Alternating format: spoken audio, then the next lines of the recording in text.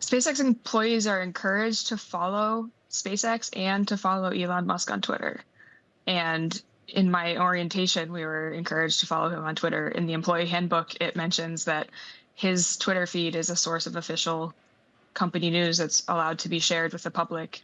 So if you're not following him on Twitter, then you're missing things, and actual delivery dates and deadlines and functions of entire teams and departments are impacted day to day by what he decides to tweet in the middle of the night.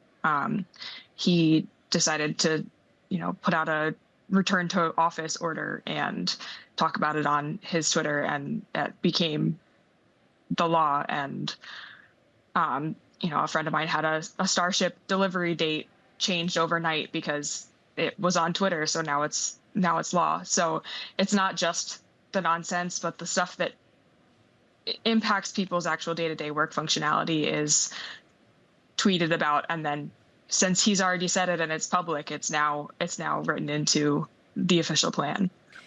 It was interesting that you said you felt like an outsider, an other, because that you're female, but many would say, look, the person actually running the show, the COO, Gwyn Shotwell, female too. How is her voice not allowing your voice to be heard? She is very much part of the problem. I think that she comes from a generation of just a different perspective, maybe, but she's so ingrained in the culture there and the lifestyle that she's not willing to rock the boat at all at this point. She's very much not the adult in the room that the rest of the world kind of makes her out to be. She is a huge part of the problem. I think it's this brand of kind of, I want to say, like, girl boss feminism that doesn't really uplift those around you, doesn't feel the need to open your eyes to the very real concerns of people around you. She likes to, when people have conversations with her, she will focus on one counterpoint to a valid argument as a means of dismissing the entire argument, which is disingenuous and really in bad faith. You have therefore sued, and I'm interested to know what you hope to get out of this, Paige.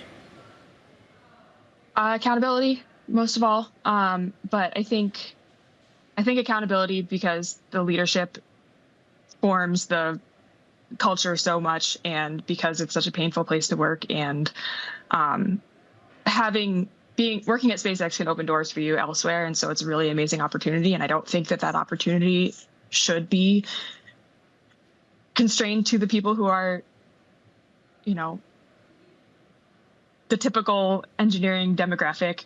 There are voices and perspectives to be heard that can contribute in a meaningful way that don't, look like the status quo. But aside from that, I think speaking up and telling my story hopefully will help other people who, look around them and don't see anyone else that looks like them and don't know that their experiences aren't isolated to their own experiences, can speak up and share the stories around them. I'm hoping to kind of open up the platform to let people of all marginalized groups have these conversations and feel safe, because I think it should be a human right to feel safe in the workplace.